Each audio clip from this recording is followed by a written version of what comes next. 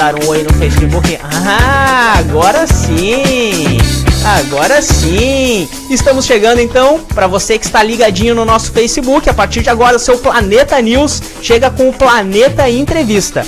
Não esqueça que você pode ficar ligadinho também, fora da live, no nosso app, você já baixou, Rádio Gazeta News, é só clicar ali no Apple Store, no Google Play, você baixa levezinho, gratuito no seu app, você fica ligadinho na nossa programação 24 horas por dia, e hoje dentro do seu Planeta News a gente tem uma entrevista super especial, convidados super especiais, principalmente para a comunidade brasileira aqui.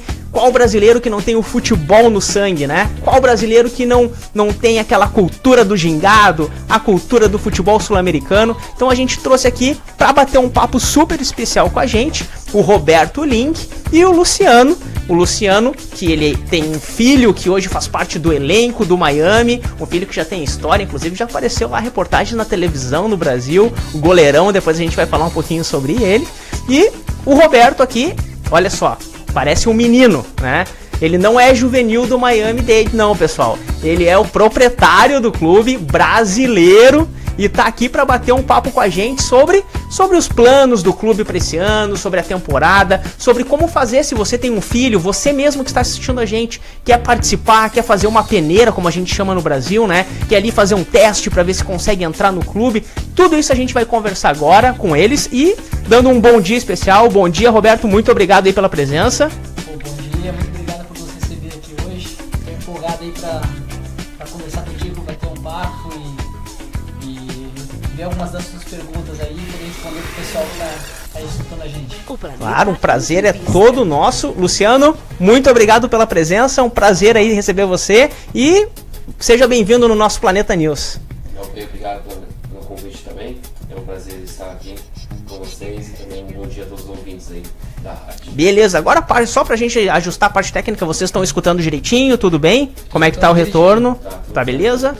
Tá ruim o microfone? Vamos dar uma ajeitadinha técnica rapidinho aqui. Deixa eu dar uma olhadinha. Chega mais pertinho um pouquinho, Roberto. Vamos ver, dá um oi aí pra galera. Oi, tá escutando? É o microfone ou é minha voz? Porque eu não tenho voz de radialista, né? Vocês. Beleza, agora ficou bom.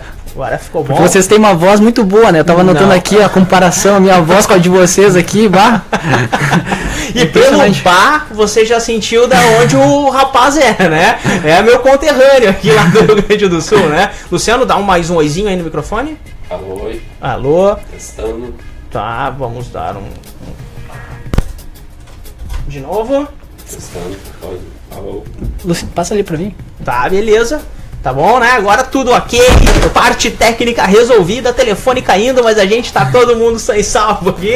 Vamos começar então falando um pouquinho, Roberto. Posso chamar de Beto, né? Pode me chamar do que tu quiser. Tá, Roberto, gremista, Beto, não? Eu sou gremista, sim. Opa, começamos muito bem o nosso programa hoje, então. E vamos começando então contando um pouquinho da história, né? Roberto, o Miami-Dade, que foi fundado em 2014, me corrige se eu estiver errado, né? Uhum. Foi fundado em 2014. Hoje, onde ele está, qual é a estrutura do clube, qual a idade dos participantes, dos atletas desde pequenininho, quem são os atletas, qual a idade que vocês aceitam, qual é a estrutura hoje do Miami-Dade?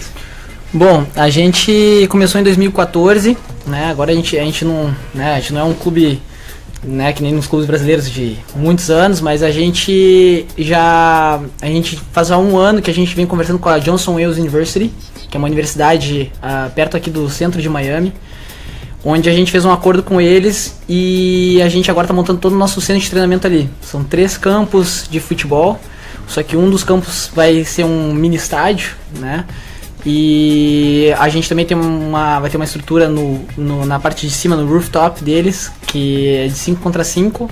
E fora isso, ali a gente tem dormitórios, refeitórios, sala de musculação, ginásio, centro médico. Então a gente vai ter agora uma estrutura muito bacana, começando agora a partir de junho.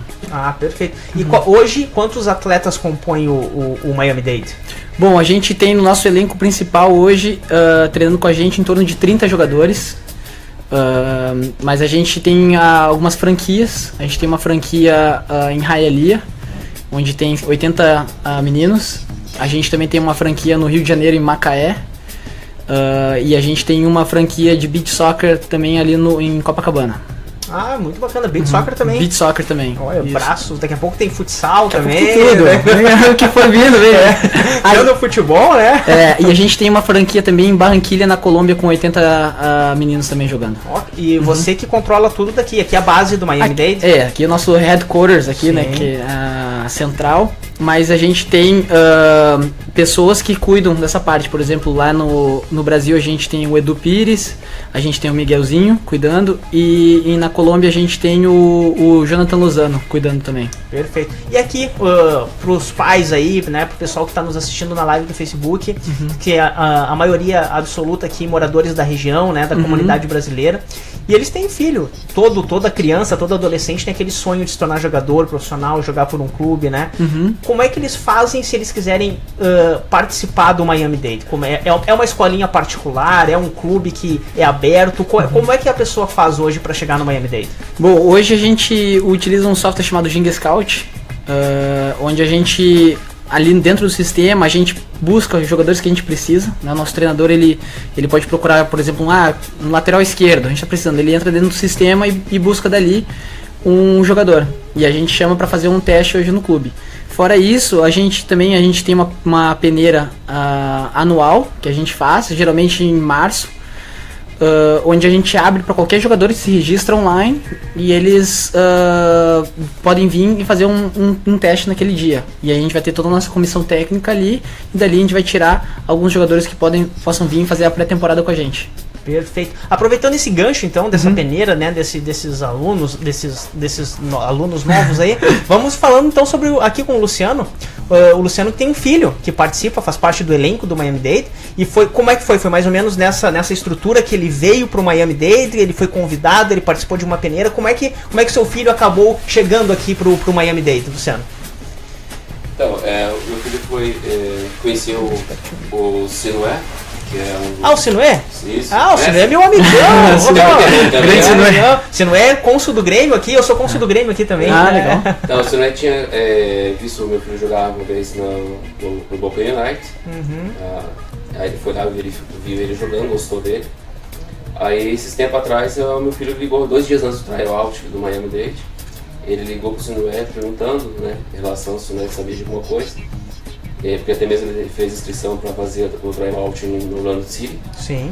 E o Sinué falou do Miami-Dade, 2 dias antes do tryout. Aí ele foi lá, fez o tryout, né? Tanto o Emerson como o Beto também gostaram dele. E o meu filho também amou, se apaixonou pelo clube, pela oportunidade que eles estão dando, porque ele tem 16 anos. Sim. Ele é novo, né? Ele é o baby no centro de todo mundo lá. E tanto é que ele tá gostando tanto que ele até desistiu de ir pro Orlando City fazer o tryout lá, porque... Pra ficar no Miami, comprou a ideia, vestiu a camisa do Miami-Dade mesmo. Não só ele, como a família toda, porque nós estávamos com um projeto de ir para Orlando. Pra se mudarem pra Orlando. Se mudar pra Orlando, né?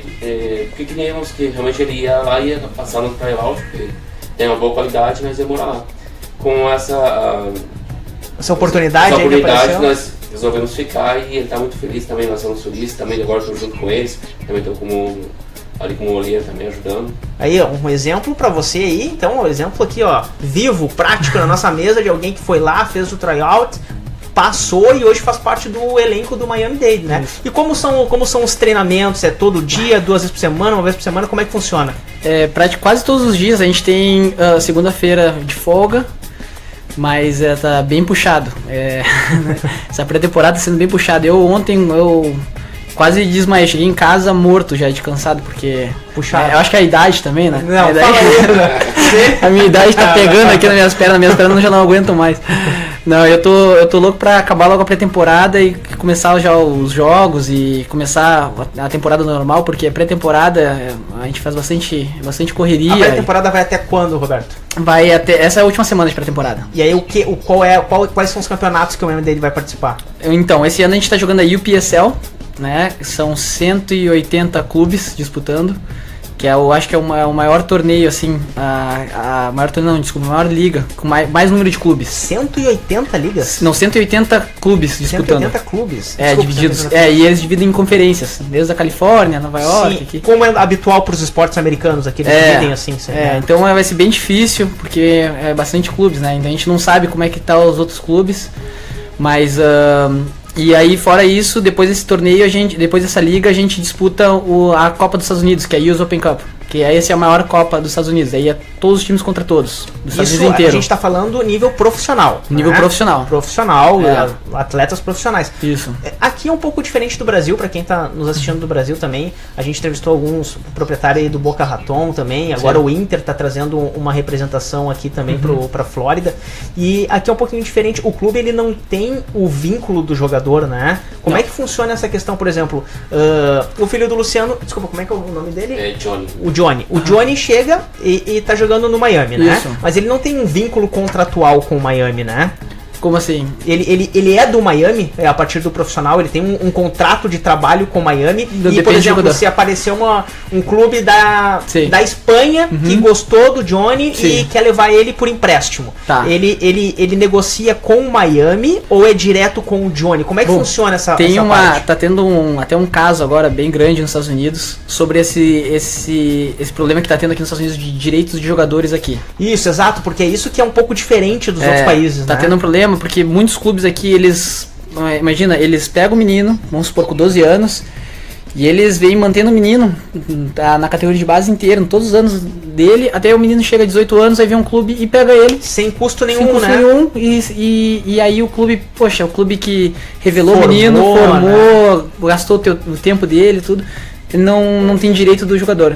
Então, tá agora vários clubes entraram com processo, querendo pegar esses direitos e tudo mais, e talvez aí, esse ano, a gente receba alguma notícia aí de que a gente possa ter esses direitos, mas por enquanto, no momento, o clube não tem. O que não é justo, né? O clube investe, porque não é uma estrutura barata, a gente tá falando aí de clubes que tem fisioterapeutas, treinadores, nutricionistas, o campo de futebol. Então, o menino, muitas vezes, ele trabalha na base, o desenvolvimento do passe, tudo isso ele aprende no treino, né? Mas imagina a gente, por exemplo, que o nosso clube, a gente nos últimos 4 anos, a gente sempre pagou moradia pros meninos, né, em um lugar super legal, na frente do mar, né? A gente tinha nutricionista, 2 cozinheiras cozinhando comida para os meninos, refeições eram 3 vezes por dia. A nossa estrutura que a gente dava para os meninos é uma estrutura muito boa, com campos muito bons. Tanto é que na nossa estrutura, por exemplo, a seleção da Coreia do Sul se preparou no nosso centro de treinamento para a Copa do Mundo de 2014. Olha que bacana! Então, assim, a gente sempre providenciou tudo para o menino. Então eu acho que seria justo, né? Claro. Seria justo.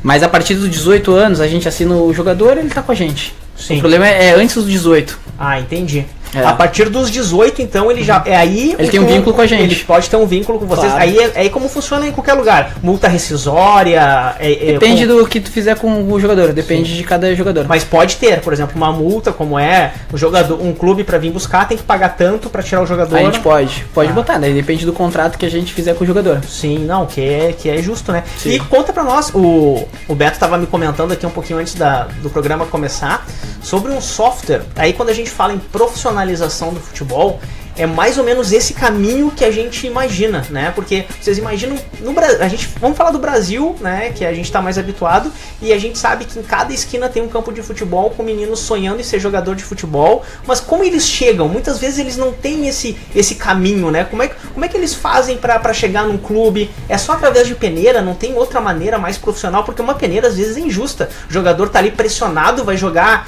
20 minutos no meio de milhares de pessoas e ele tem que mostrar todo o potencial. E o Cafu é um exemplo.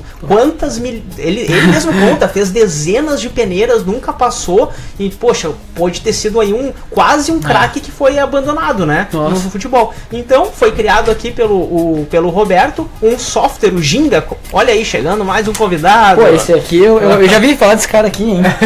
Pois é, eu me conheço de vista, assim, né? Seja bem-vindo, pode chegar, colocar o fone, ver se tá tudo ok, vamos testar. Tá ouvindo direitinho o retorno? Tudo ok. Ok, beleza. Chegando agora então o Emerson, quem não conhece o Emerson, né? Grande craque. Jogou aonde ele, hein? Não sei onde jogou, hein? Jogou em algum lugar esse cara? Olha, me corrija se eu tiver errado, né? Mas o cara começou lá em Pelotas, no Rio Grande do Sul, no Grêmio, de 95 a 97. Aqui, ó, deixa eu mostrar uma coisa pra vocês aqui, com licença.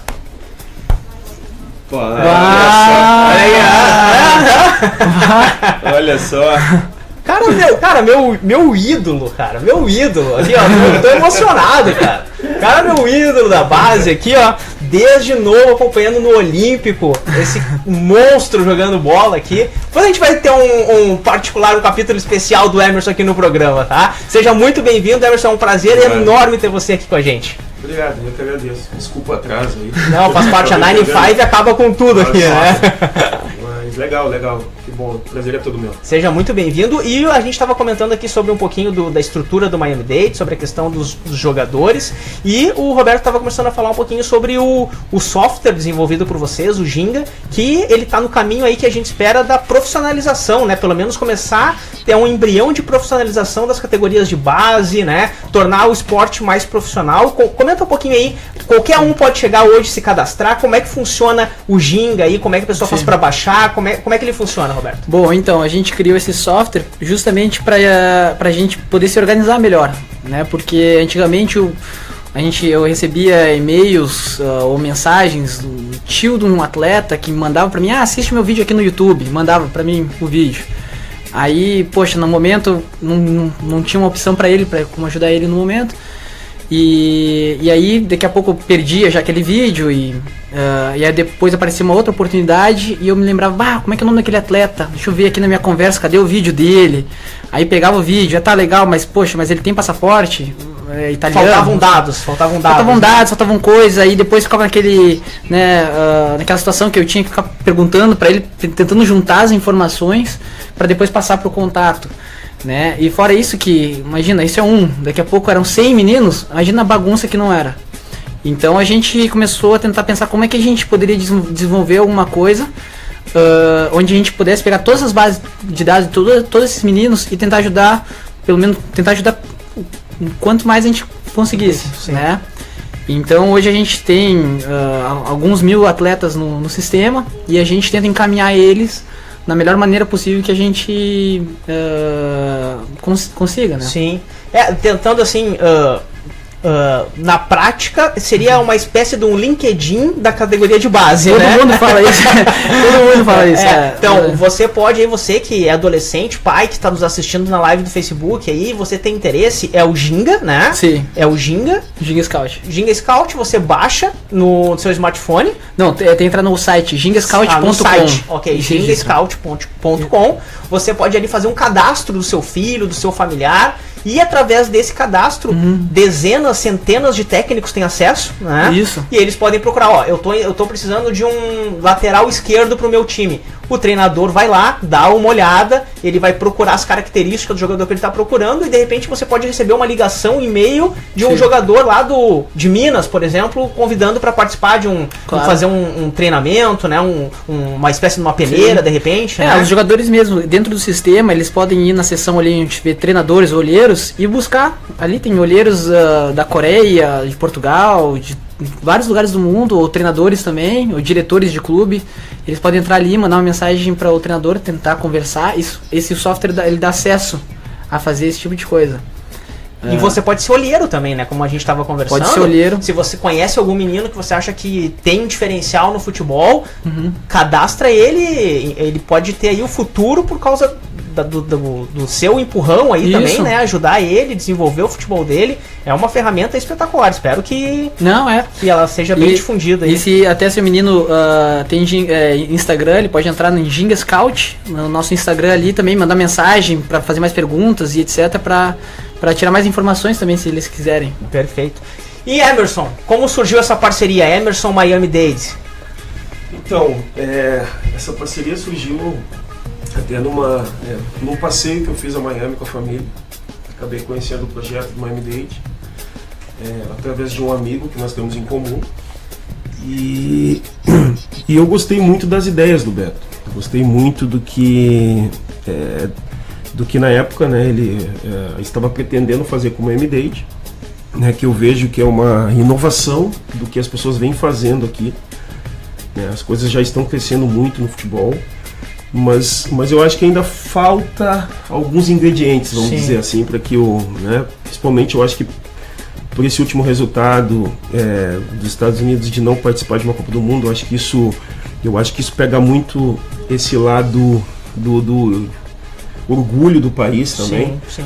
Né? E com isso eu acho que as pessoas irão investir mais. Né? Então eu estou muito otimista, né? Que esse projeto do MMD dê certo em função de tudo que está acontecendo, né? Em torno ao futebol aqui nos Estados Unidos. E aí, conhecendo, no caso, indo um treinamento do MMD, nós conversamos um pouco, o Beto me falou dos projetos e me fez esse convite. Isso há 2 anos atrás. E hoje estou aqui, né, junto com ele, trabalhando.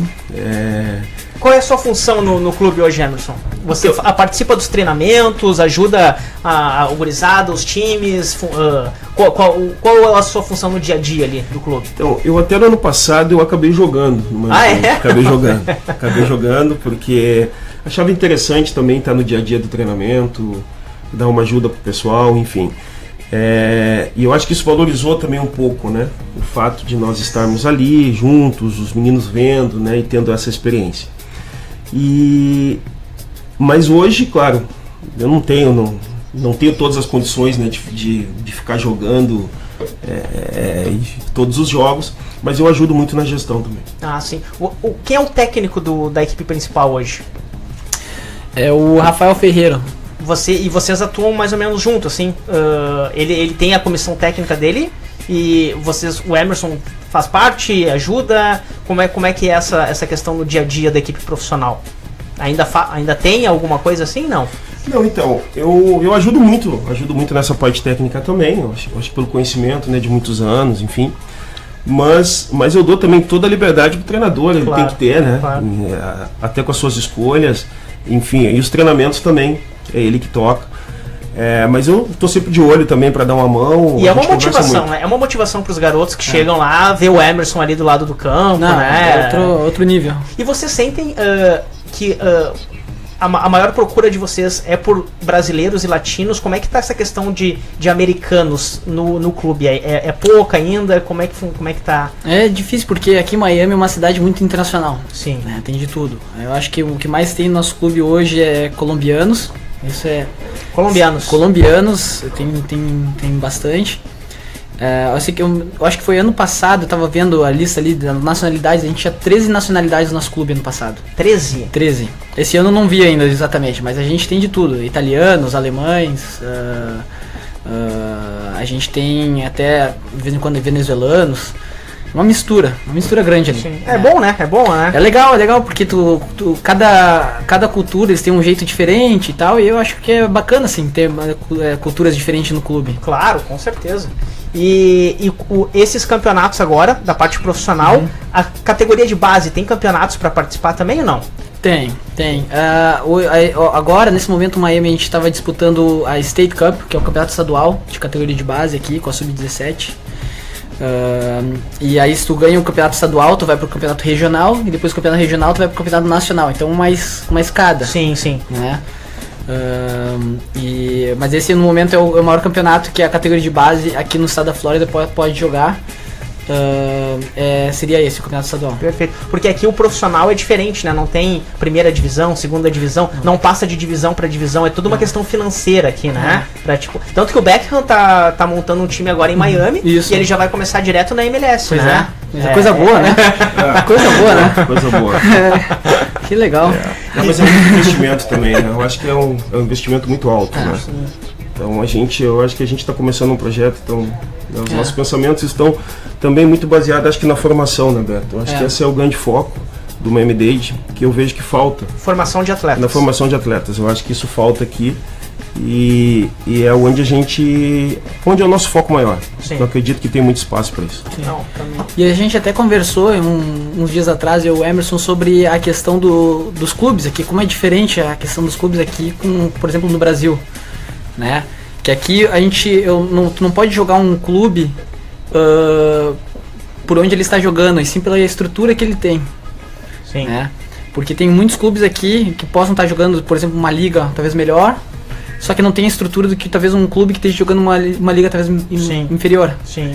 Né? Então aqui tem essa questão, porque aqui para tu jogar uma liga melhor, tu tem que investir dinheiro nessa liga. né? Tu compra a franquia dessa liga. Sim. Que é uma coisa diferente, que não existe em Nenhum lugar do mundo, nenhum né? lugar do mundo. O que a Liga Americana é completamente diferente. Mas é uma questão cultural também, né? Sim. Mas por merecimento, como é muito a questão dos Estados Unidos, deveria ter criado essa primeira divisão, segunda divisão, né? Sim. Com rebaixamento, com descenso. Mas quem sabe no futuro próximo a Quem gente chega lá, né? É. Deixa eu aproveitar aqui o meu momento fã. Fazer uma pergunta pro Emerson. O Emerson, deixa eu ver se eu tô bem alinhado, Emerson, Bem com a minha memória aqui, Vamos principalmente. O Emerson saiu do Grêmio pro Bayer Leverkusen, da Alemanha, correto? Isso mesmo. Do Bayer foi pra Roma, né? Foi campeão italiano pela Roma, pela Juventus, campeão espanhol pelo Real Madrid e, claro, antes foi campeão brasileiro pelo Grêmio, com 96, né? Copa do Brasil, Copa do Brasil, 97. 97. Não sei falar dos títulos do Grêmio, a gente vai perder tempo, muito título. Campeão mundial com o Milão, né? Com o Milan também. Com o Milan, né? Milan. 2007, né? 2007, Mas eu me lembro, Emerson, eu tenho curiosidade, muita gente deve perguntar pra você sobre a questão de 2002, né? Mas eu tenho uma curiosidade especial, da Copa de 98, tá? O Emerson, a princípio, não tinha sido chamado pelo Zagallo, mas aí, infelizmente, o Romário acabou se contundido e o Emerson foi chamado... Me corrija se eu estiver errado aí, tá, Emerson? Não, é isso aí. E o Emerson foi chamado pro lugar do Romário, inclusive jogou a Copa com a 11, né? Olha. Emerson jogou a Isso Copa com a 11. E aí, semifinal, Brasil e Holanda. Brasil, o Emerson não começou jogando, acho que entrou no lugar do Leonardo naquela partida, se eu não me engano. Foi, isso mesmo. E aí, o jogo foi pros pênaltis, 1-1, acabou o tempo normal, prorrogação. E o Emerson, como é que é aquele momento, Emerson? Acabou a prorrogação, o Zagallo chega, já tá definido quem vai ser os batedores? Como é que é aquele momento ali? É um momento que eu não gostaria de passar nunca mais. Eu fico imaginando a cabeça do jogador aquela... Mas tu já sabia que tu ia bater quando acabou ou não? Então, tem uma coisa curiosa antes disso tudo, né? Claro que a minha ida, ela já foi uma questão até de certos, vamos dizer assim, algumas restrições em função de alguma parte até da imprensa, né? Sim. Romário saiu, vai um volante que havia participado um pouco da seleção, enfim. Então eu cheguei um pouco com essa desconfiança. E nos treinamentos, sempre que acabava os treinamentos, o Zico, né, que estava conosco naquela época, ele sempre pedia para mim, Emerson, vai lá e bate 10 pênaltis. Eu ficava pensando, 10 pênaltis. Só você? Sim, ele sempre falava comigo, aí sempre tinha um outro, né, que vinha junto. E eu ficava pensando naquilo, eu dizia, mas 10 pênaltis pra quê, né? Eu cheguei ontem aqui, não vou bater pênalti na Copa do Mundo. E o Zico ficava insistindo, sempre após os treinamentos, eu ia lá, fazia meu trabalho, e ele sempre buscava o Tafarel, porque ele queria que eu batesse Treinasse com um goleiro bom. Treinasse com um goleiro titular. Sim. E eu, claro, né, ficava todo entusiasmado com aquilo, mas nunca imaginei que fosse bater um pênalti. Quando aconteceu, após o jogo com a Holanda, eu já entrei numa situação que foi muito difícil. O Brasil estava ganhando o jogo e nós tomamos o gol no finalzinho e isso nos levou para a prorrogação. E na época eu lembro que existia, no caso, a morte súbita. Sim. Então era uma dificuldade para atacar, porque a gente já atacava defendendo, sim, né? Não podia tomar gol. E então foi um momento muito nervoso, assim, eu com 21 anos. Meu Deus. E aí acaba o jogo, estou sentado assim na grama, todo mundo cansado, né, sabendo que tem os pênaltis. E o Zagallo vai conversando com cada um dos jogadores. Mas eu nunca passou pela minha cabeça. Nunca passou pela minha cabeça que eu pudesse bater um pênalti. E ele chega em mim e ele fala assim, Emerson, a gente vai ganhar o jogo. E eu, professor, vamos ganhar sim. Vamos lá, tu vai bater o terceiro. Nossa! Zagallo falou isso pra ti? Caiu o mundo, assim. Foi uma coisa assim, e eu, eu baixei a cabeça. Nossa! Fiquei pensando em milhões de coisas naquele momento. Mas ele nem perguntou, ele chegou e te informou. Não, o ele não terceiro é teu. Não, e tu sabendo que se perder o pênalti, nunca mais seleção, né? Não, até na verdade ele falou o quarto. E eu acabei batendo o terceiro porque o Dunga pediu para mim trocar com ele. Se eu não me engano, bateu no caso o Ronaldo, depois o Rivaldo e eu fui o próximo. mas era para mim bater o quarto. E o Dunga pediu para trocar comigo, porque na Copa de 98 ele havia batido, acho que o quarto também. Na Copa de 94, desculpa. E aí ele tava com aquilo na cabeça, eu tenho que bater o quarto. E eu, nossa, e o terceiro, na minha visão, futebol, e ninguém tinha errado ainda, né? Quando você foi, ninguém tinha errado ainda. Não, e o terceiro, na minha visão, é o mais importante de todos, porque se alguém erra, né? Se o primeiro erra, tem mais 4. Se o segundo erra, ainda dá tempo de recuperar. Se o terceiro erra, aí ele decide tudo. Então, assim, o cara da Holanda bateu, fez, o Brasil também, né? O Ronaldo fez, o Rivaldo, depois novamente jogador da Holanda, e veio o Emerson. Cara, aquela caminhada do meio campo até a marca do pênalti, gente, é uma coisa impressionante. Mas você, é só quem passa mesmo. Você já estava decidido aonde você ia bater ou não? Então, é que todo jogador, ele, vamos dizer que a maioria, né? Aquele que bate sempre o pênalti, principalmente nos jogos, o batedor de pênalti, ele muda. Ele muda porque ele fica muito visado. Ele muda porque ele fica visado, então ele já tem esse costume de bater o pênalti. Mas o cara que não bate e ele vai específico para uma situação, é difícil ele mudar. Ele tem o canto dele preferido, e eu tinha o meu canto preferido, que foi o canto que o Van der Sar foi. E o Van der Sar, ele já tinha acho que 1,95, 98, quase 2 metros. Cara, quando ele abriu os braços, parecia 3 metros, né? Você tinha participado do Mundial com a Ajax também contra o Van der Sar, né? Eu participei. Eu não joguei aquele jogo, acabei ficando no banco, mas estava ali no grupo ali, né? Que nós fomos pênaltis também. Né? Então, assim, como as coisas às vezes, quem é que poderia, no caso, imaginar um menino lá com 18 anos no Grêmio, né?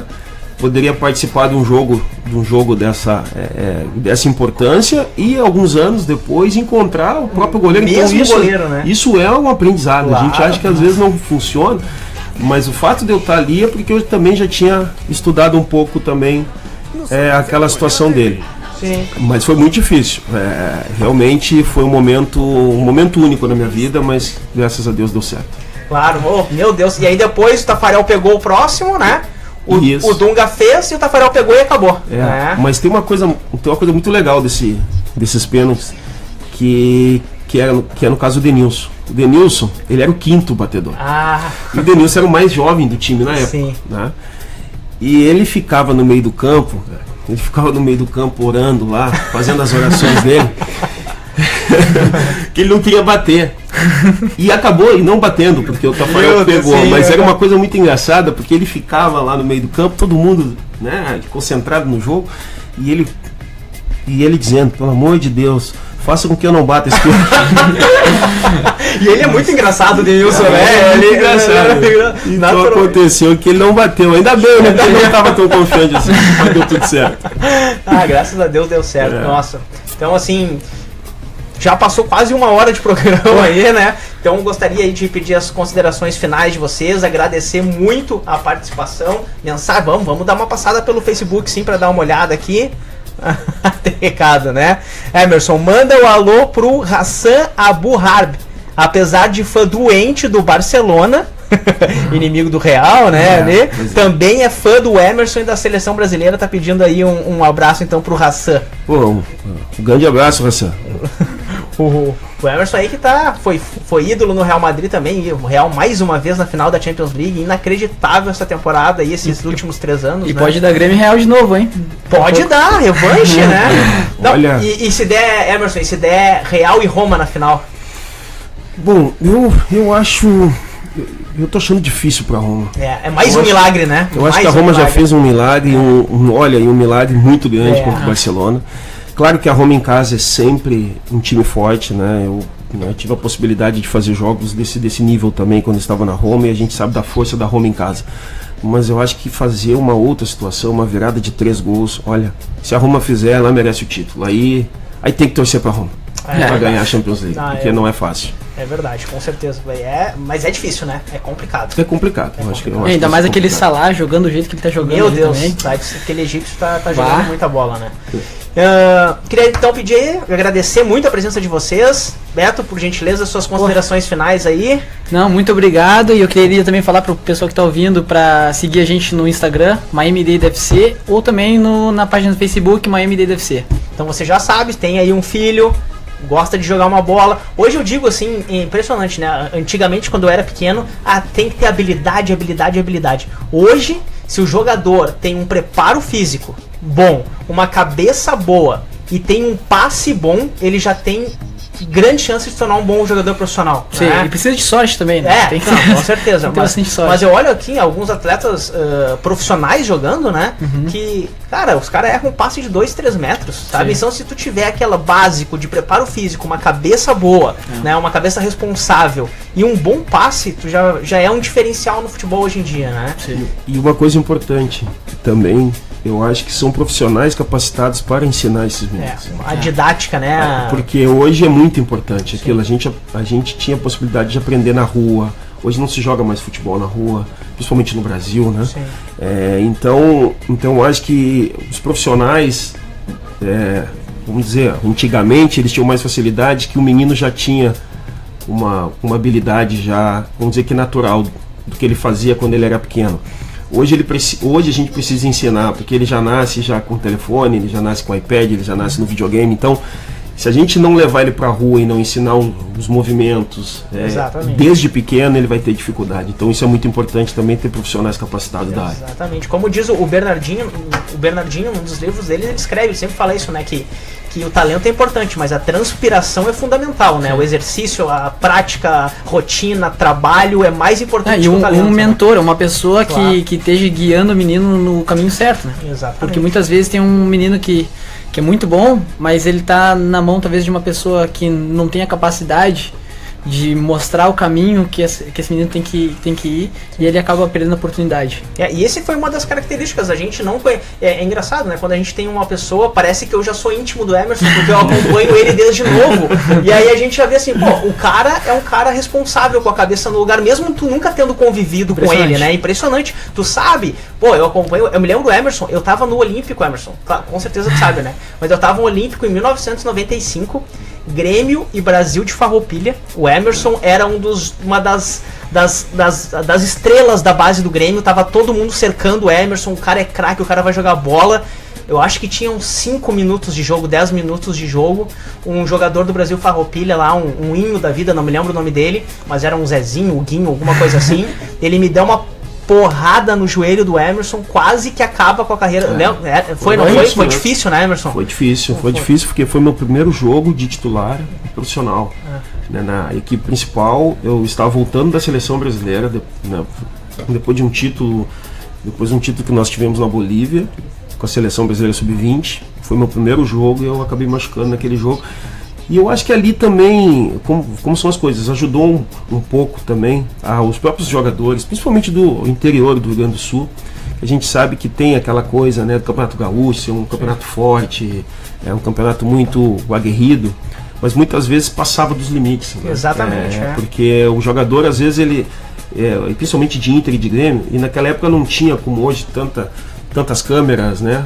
Passava ou o jogo do Inter ou o jogo do Grêmio na televisão. Então acho que muitos se aproveitavam desse momento, e até algumas vezes os jogadores eram ameaçados, principalmente os mais jovens, antes de entrar no campo, né? Então, ameaçados eu acho que é muito forte, mas intimidados, né? Então isso acontecia muito. E foi o que aconteceu comigo num jogo. Em 5 minutos eu tomei 3 pancadas do mesmo jogador. Então imagina, isso foi visado, né? Foi de propósito, né? Foi. Tanto que depois ele pediu desculpa. Enfim, nós conversamos. Mas ficou um bom tempo, né, Emerson, lesionado, né? Eu fiquei 1 ano praticamente. Um ano, né? Não, foi ligamento, né? Isso, foi ligamento cruzado. E na época ainda era a época do gesso, colocava o gesso, ficava com a perna engessada. Então eu fiquei 8 meses para recuperar e acabei voltando no final do ano, os últimos jogos do Brasileiro, que foi quando me deu a possibilidade de também fazer parte do time no final do Mundial. Porque ali eu consegui a minha vaga entre os 20 e poucos jogadores que foram para aquela final. E sabe que eu quando, nessa época mais ou menos aí, eu entrava em campo com os jogadores. Ah, é mesmo? E eu entrei já com ele, de mão dada com ele em campo. Olha só.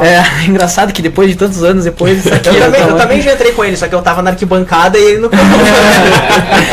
Eu vou falar. E naquela época eu me lembro que eu sempre queria entrar no campo com o Paulo Nunes. Eu sempre queria entrar. Paulo Nunes e Jardel. Com certeza. Aquele time do Grêmio de 95, 96. Olha, esse tá começando a incomodar aquele na parte histórica, né? Porque Sim, tá nossa. jogando muito esse time do Grêmio de hoje, do Renato, né? Tá muito bem. É. Ontem fez um jogo espetacular. Maravilhoso, segundo Maravilhoso. tempo perfeito. Segundo tempo, meu Nossa. Deus, jogou muita bola mesmo. Mas vamos aí, quem sabe já deixar o convite para eles virem participar mais com a gente, mais bate-papo esportivo aí sobre futebol, sobre esporte, sobre a vida, né? Então eles aí, o Emerson, que é um ídolo esportivo, transcende a questão do futebol aí, é um ídolo esportivo do Brasil. O Roberto é esse jovem talento aí trazendo o futebol para Miami. Quem sabe aí um futuro primeira divisão dos Estados Unidos aí. Eu gostei da palavra jovem, né? Se puder repetir mais umas vezes aí. Esse jovem empresário aí também. Pouca gente sabe. Eu realmente, antes de conhecer, quando o Luciano entrou em contato com a gente para saber, eu não sabia que o Miami tinha sido fundado por um brasileiro. Isso dá um orgulho para toda a comunidade que tá aqui, né, trazendo futebol pra gente. E o Luciano também, agradecer muito a presença aí, muita sorte pro filhão lá no Miami, que ele consiga aí atingir os objetivos dele, chegar ao profissional realmente, fazer uma carreira como goleiro e dar muito orgulho pra família e pro pai aí, que dá pra notar que é um pai que tá sempre presente, né, sempre apoiando o filho, e isso é fundamental pra carreira de qualquer um ter essa base familiar, que ele tenha muito sucesso. Tenho certeza que vai ter muito sucesso aí seguindo os passos do pai, Luciano. Obrigadão pela presença.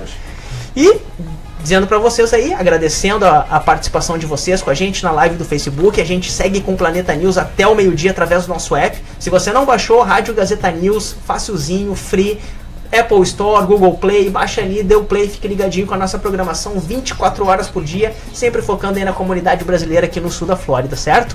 Um grande abraço, pessoal. A gente vai deixando a live do Facebook agora, agradecendo muito a presença do pessoal aqui desse time de estrelas hoje no nosso Planeta News, e continue com a gente através da nossa